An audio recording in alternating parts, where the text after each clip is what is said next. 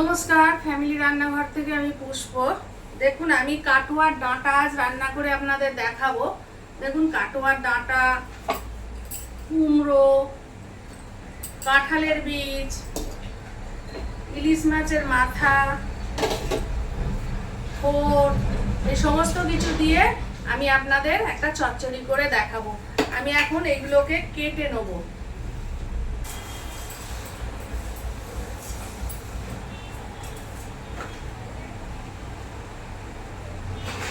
আমি সকালবেলা সব কিছু কেটে রেখে দিয়েছি।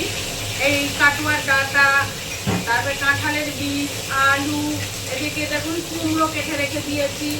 ইলিশ মাছের মাথা আমি এখন কড়াইতে ভাজতে দিয়েছি। এখানে আদা বাটা আছে, চিনি আছে, হলুদ আছে, লবণ আছে, পাঁচফোড়ন আছে, শুকনো লঙ্কা আছে, আর হচ্ছে সর্ষে দেখুন বেটে ছেঁকে রেখে দিয়েছি। এইবার আমি মাছের মাথাটাকে ভেজে নিয়ে তরকারিটা বসাবো। ঠোঁট আছে দেখুন, এই ঠোঁটটা দেবো, কেটে রেখে দিয়েছি। মাছটা ভাজছি, মাথাটা ভাজছি, এর মধ্যেই কিন্তু দেখুন আমি ফোড়ন দিয়ে দিচ্ছি।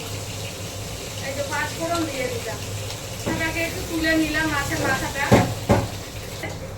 ফোড়নটা জ্বলে যাওয়ার পরে এর মধ্যে আমি দেখুন আদা বাটাটা দিয়ে দিচ্ছি, হলুদ দিয়ে দিচ্ছি পরিমাণ মতো, লবণ দিয়ে দিচ্ছি পরিমাণ মতো। এইবার এই সবজিগুলো দেবো।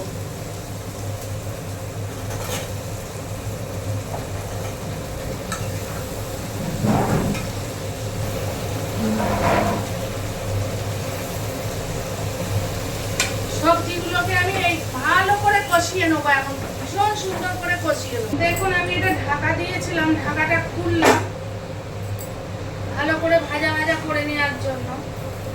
দেখুন, ভালো করেই ভাজা ভাজা হয়ে গেছে। এইবার আমি এর মধ্যে ইলিশ মাছের মাথাটা দিয়ে দেবো, আর সর্ষে ছেঁকে রেখে দিয়েছি, বেটে সর্ষের খোসাটাকে ফেলে ছেঁকে রেখে দিয়েছি, সেই সর্ষে দেবো আমি একটু।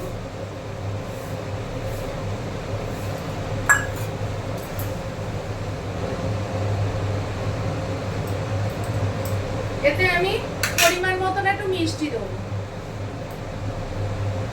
চচ্চড়িতে একটু মিষ্টি দিতে হবে। ভালো করে নেড়ে দেখুন, একটু জল দিয়ে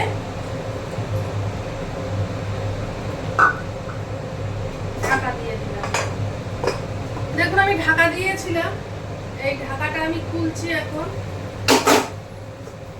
আমার রান্নাটা কিন্তু কমপ্লিট।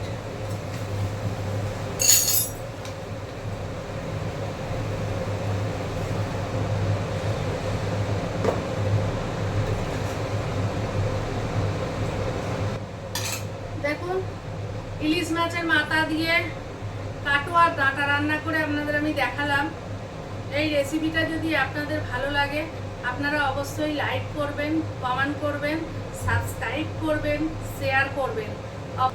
আমি রান্নাটা খাচ্ছি, এটা খুব ভালো হয় রান্নাটা। না খেলে বিশ্বাস করতে পারবেন না কত সুন্দর হয়েছে আমার রান্না। আমি নিজে ভালো বলবো, আপনারা নিজেরা অবশ্যই এই রান্নাটা করুন। এই যে থোড় দিয়ে, কাঁঠালের বীজ দিয়ে আমি এটা করেছি, কাটোয়ার ডাঁটা। এটা ভাত দিয়ে খেয়ে দেখবেন, মুখে লেগে থাকবে, এত সুন্দর হয়েছে রান্নাটা।